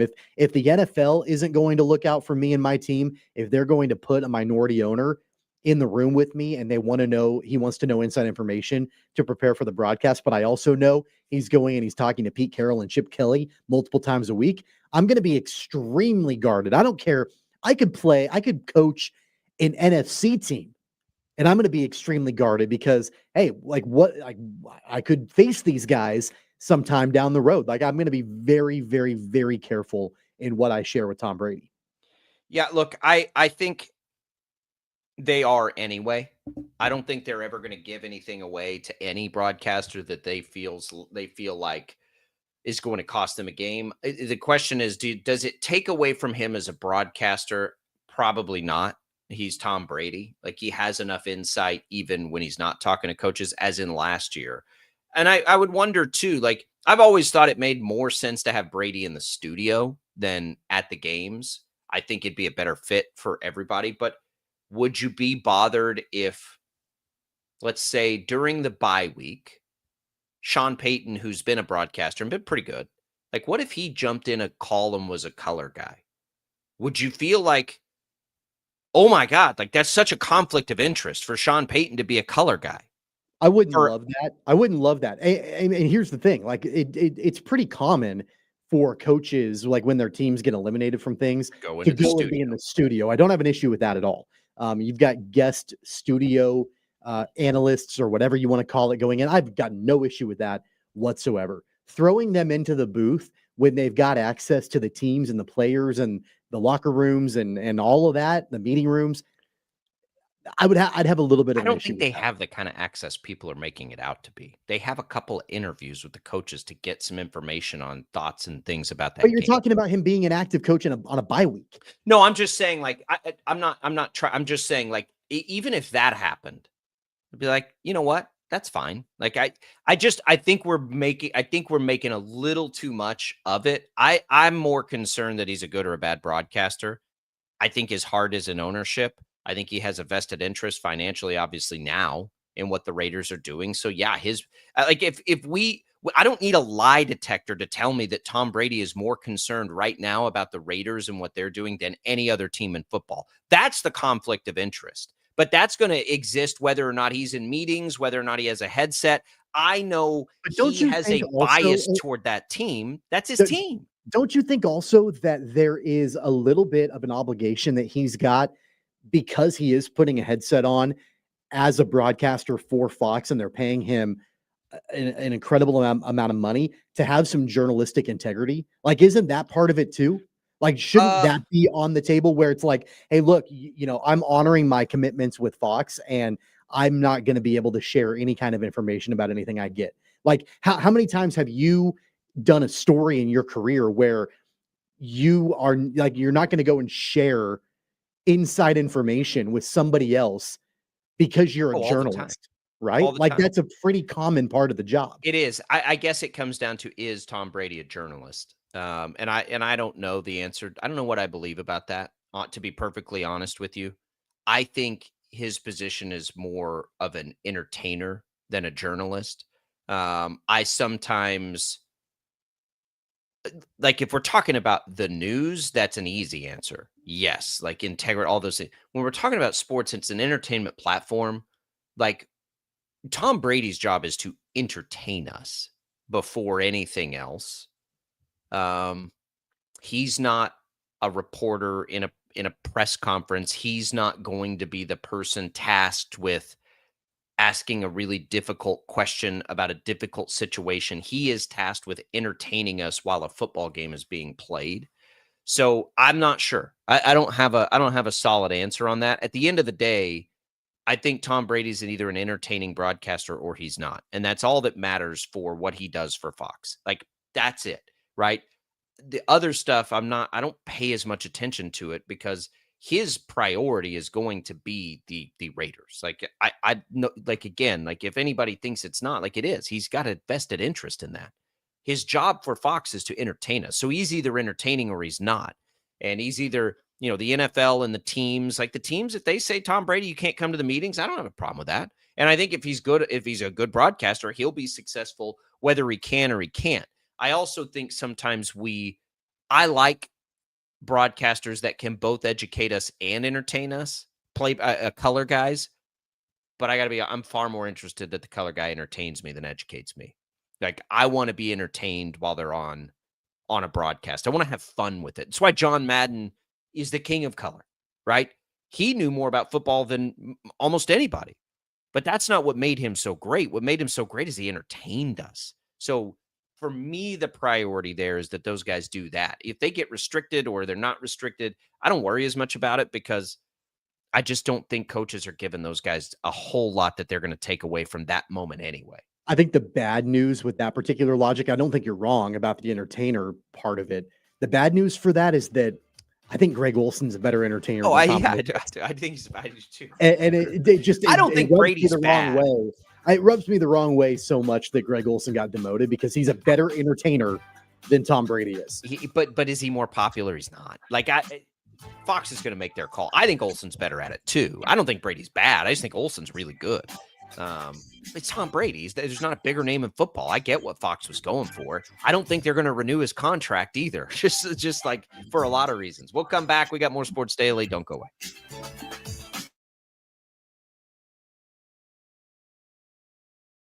Lightning, hail, tornadoes, flooding.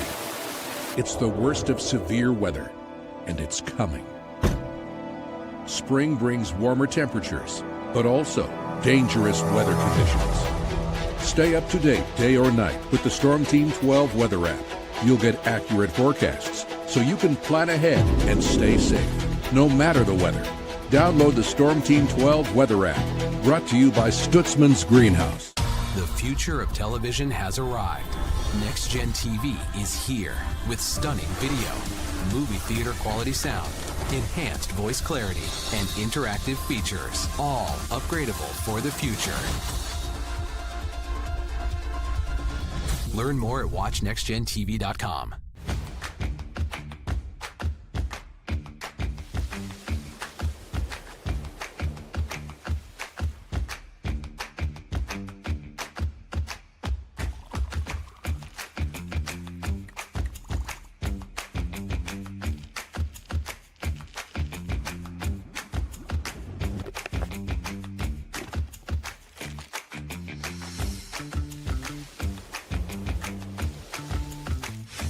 The canvas of our imagination. They tell a story. Clouds affect the events of your day. Sometimes they growl, sometimes they inspire, but they're always the messengers of nature's mood, written in the sky. Storm Team 12 understands the language of clouds. We're dedicated to decoding their message, so you know what to expect. Behind every cloud, there is a story waiting to be told. Trust Ross Jansen and Storm Team 12, alerting you first to the impact on your life. We are following a breaking update. Every day, all day, stream the stories that have you talking near and far. Whoever is behind the wheel of this bus is not stopping. From hundreds of local reporters and meteorologists spanning the country. Chaos here this morning at the UW campus. Search LNL for the all-new Local News Live streaming app. Odyssey is one of the most influential audio and entertainment brands in the nation. You already know Odyssey's iconic local radio brands in Wichita. But did you know Odyssey has the country's best collection of music, news, and sports brands? Odyssey is also a premium podcast creator, major event producer, and digital innovator. Odyssey brings people together across the country and right here in Wichita. Odyssey also delivers meaningful radio and digital audio results. Find out our story and impact at odysseyinc.com/Wichita. Make yourself known now. 8310 in traffic pursuit. Oh my God, here. Investigate TV Plus begins with real people. We investigate stories that impact you. And inspire change every day. Something is broken. Real problems. Why are they hiding it? And real solutions. My daughter was dying in front of me. What was your reaction when he said that? Investigate TV Plus, weekdays at 3:30 p.m. on KWCH. Sometimes people tell us, I don't get it, it's just tea. But let me tell you, we are so much more than just tea. With 20 plus flavors of sweet and unsweet iced tea, the possibilities are endless. Come on in and try them all for free to find your favorite, or get us on the go for your busy lifestyle. And don't miss happy hour every day. So the next time someone tells you it's just tea, tell them to come by and find out why we say, drink tea, be happy. Jim Rome here, lighting up your afternoons on The Jim Rome Show. Catch me starting at 2 on Wichita's #1 sports radio, Kansas fan headquarters, 97.5 and 1240 KFH.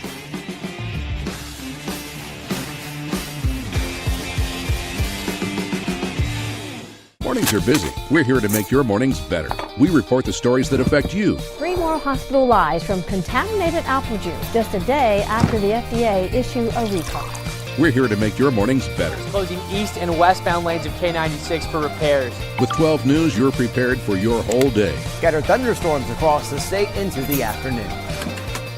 Stay a step ahead with 12 News this morning on KWCH and KSCW.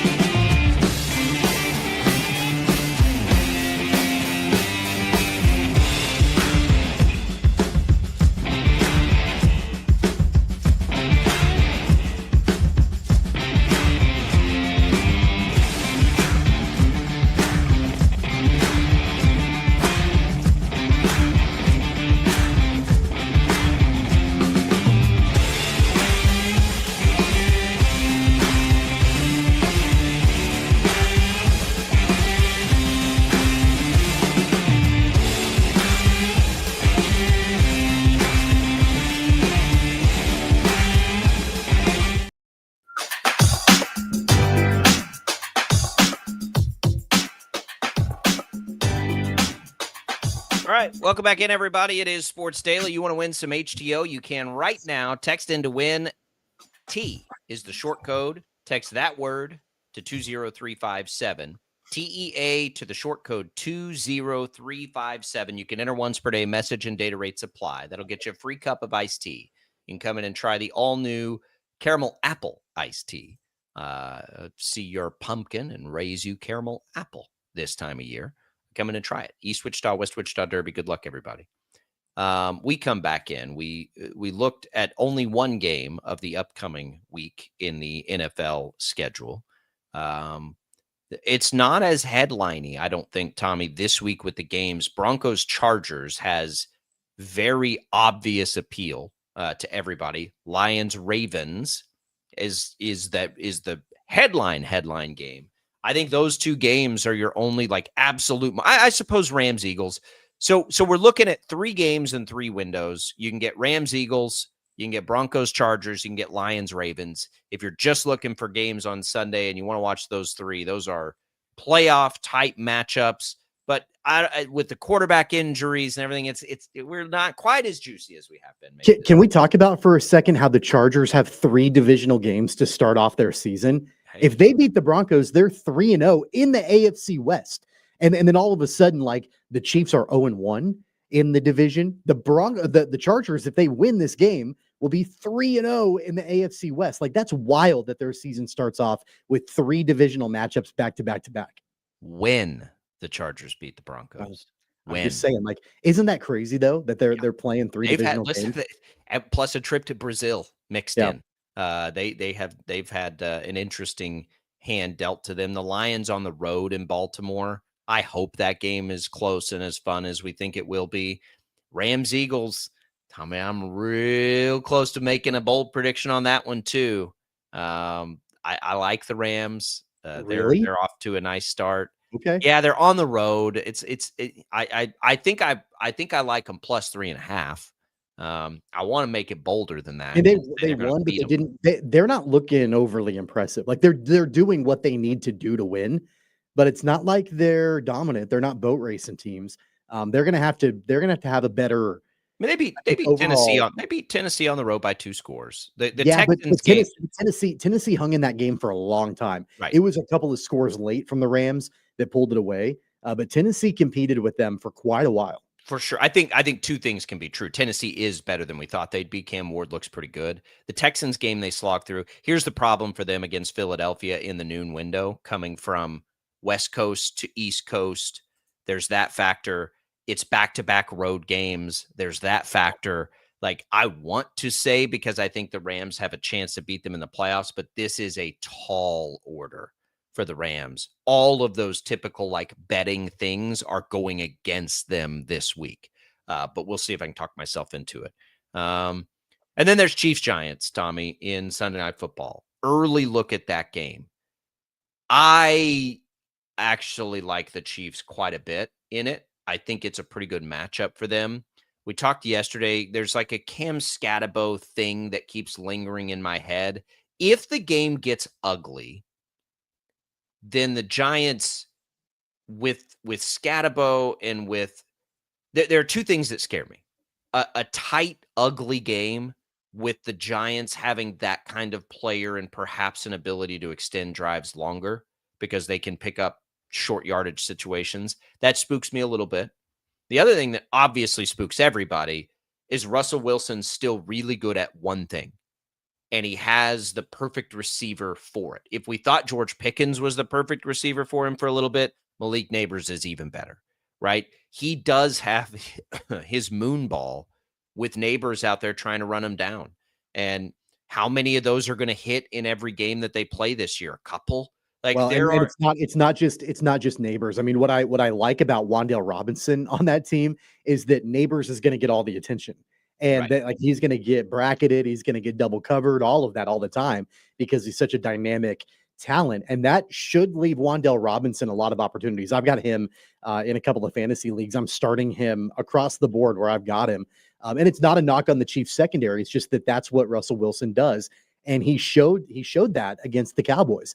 I really think that the way that the Giants win this game, or at least keep it manageable, is they've got to just go balls to the wall, throw the ball 50 yards as much as they possibly can.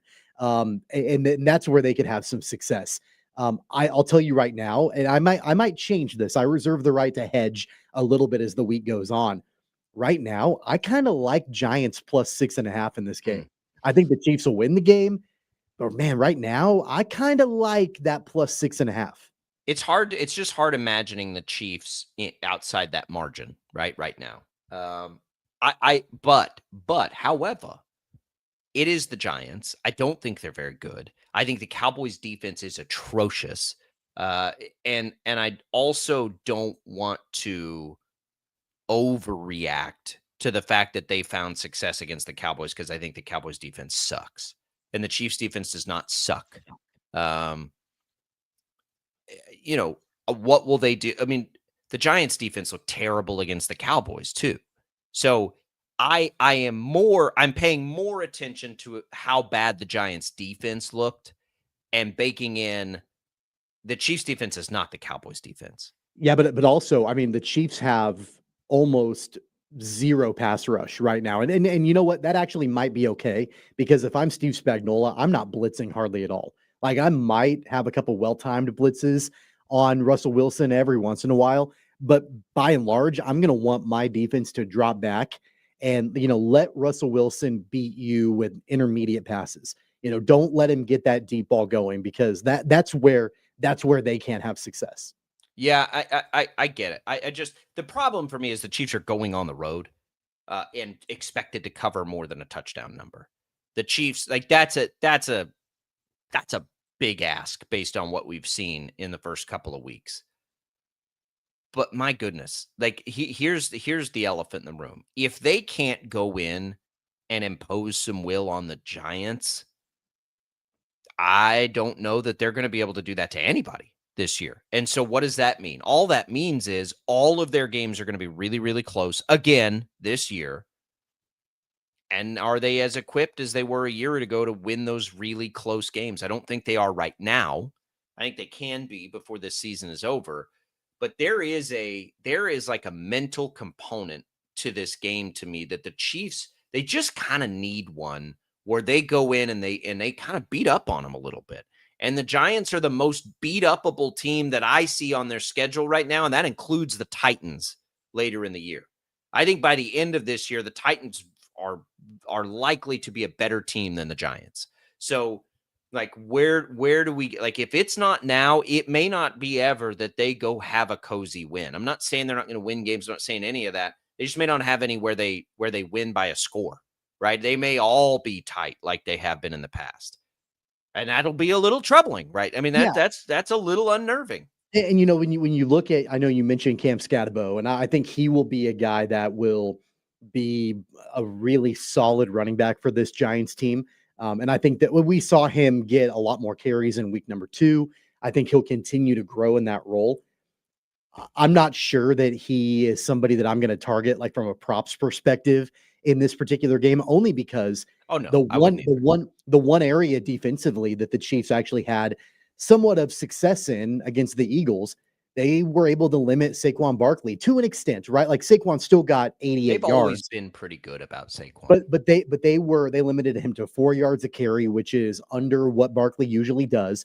That's one area where the Chiefs defensively were pretty solid, and that was in stopping the run. And so while I like Scatabo a lot, and while I feel like he'll be a bright spot on this Giants team long term, I'm not penciling him in to have a big game on Sunday Night Football.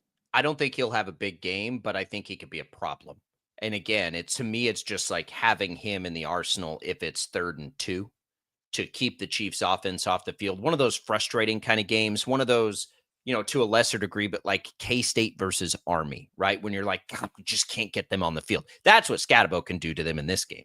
But again, I like the Chiefs in the game. I think there is a get-right component to this game in a big way for Kansas City. And this is about the only chance they'll have to do that. A game coming up in week 3, kind of popping into mind based on some of the stuff we're talking about. Cowboys Bears, Tommy. Ben Johnson, everybody's favorite, looks a little tough right now. What do we make of the Bears? They got blown out. They're actually favored against the Cowboys at home on Sunday. I don't know what to do with that one. Logic says hammer the over, probably.